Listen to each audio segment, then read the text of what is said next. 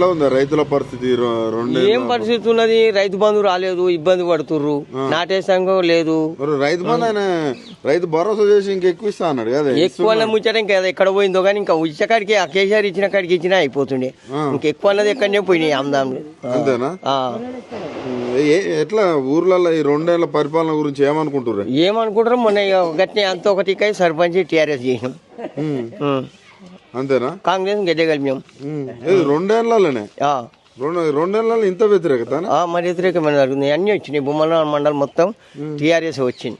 అట్లా కాదు, నేను అనేది ఏంటంటే ఇప్పుడు రేవంత్ రెడ్డి ఫ్రీ బస్ అంటాడు, తులం బంగారం అంటుండు. తులం బంగారం గీడికెళ్ళ మెట్టుకాడికి పోతే 50 రూపాయలు అంటే టికెట్.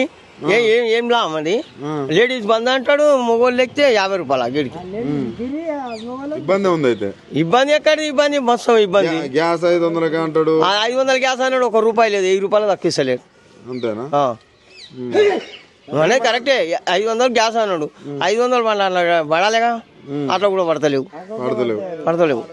ఫ్రీ బస్ తప్పి ఆడవాళ్ళకు ఫ్రీ బస్ తప్పితే ఇంకొక సమస్య లేదు. బతుకమ్మ సీరియల్ కూడా అటైపోయినాయి. కేసీఆర్ పంపిణీ వస్తువులు కూడా ఇంకా అన్ని అటైపోయినాయి.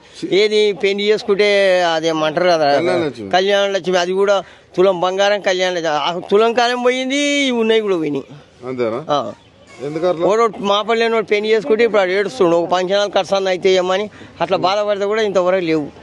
కళ్యాణ లక్ష్మి రాలేదు. తులం బంగారం ఇంకా తులం బంగారం ఆయన వచ్చాడు, ఆజ్ఞలు అన్ని పోయినాయి, పాతయే లేవు. ఇంకా స్కూటీలు చదువుకునే పిల్లలకు ఏవి లేవు.